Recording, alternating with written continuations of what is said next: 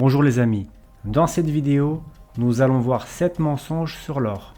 Je pense que le 7e va vous surprendre. Il est difficile de déterminer quel est le plus grand mensonge concernant l'or.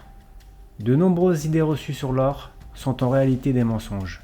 Une propagande répétée pour nous convaincre que la seule véritable mesure de la richesse est la dette émise par l'État. Depuis des décennies, une citation erronée de l'économiste socialiste du XXe siècle, John Keynes, est répétée, perpétuant un mensonge utilisé comme une prophétie quasi biblique de la disparition de l'or. En réalité, en 1923, Keynes écrivait que l'étalon or est déjà une relique barbare.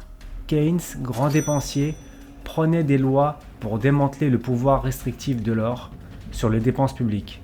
Bien que l'étalon or n'existe plus, les gouvernements achètent et vendent de l'or en continu. Leur prestige économique est encore aujourd'hui mesuré par la quantité d'or qu'ils prétendent posséder. Contrairement à ce que l'on pourrait croire, il n'est pas nécessaire d'être riche pour investir dans l'or. Les investisseurs de tout budget peuvent accéder au marché de l'or.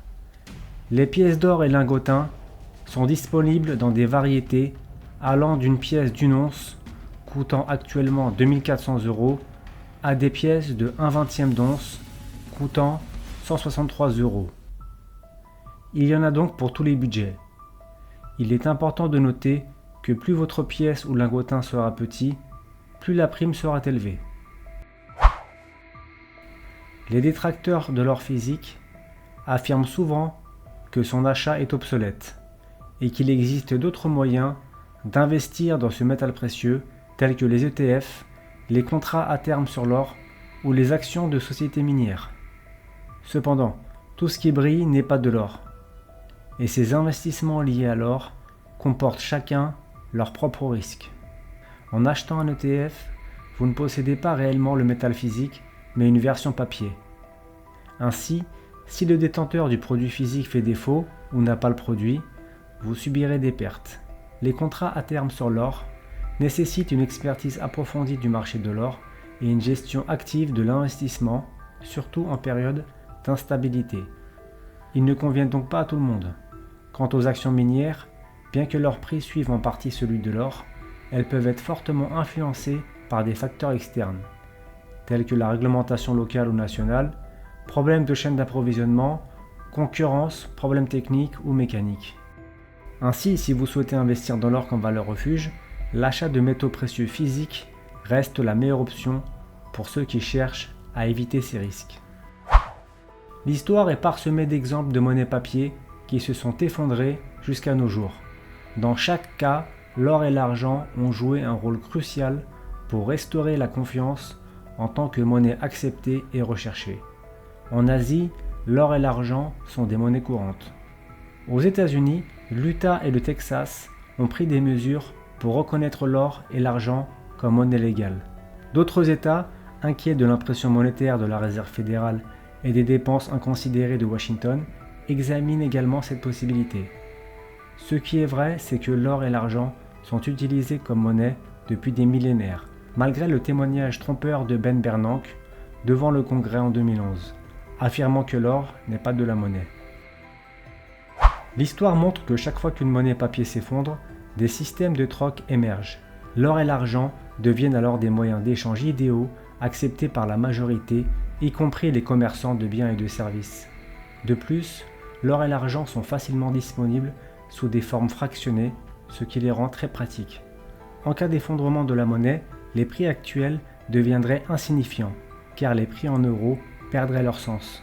Ce sont les détenteurs d'or et d'argent qui détermineront la valeur de leur métal et décideront des ajustements nécessaires et non les commerçants.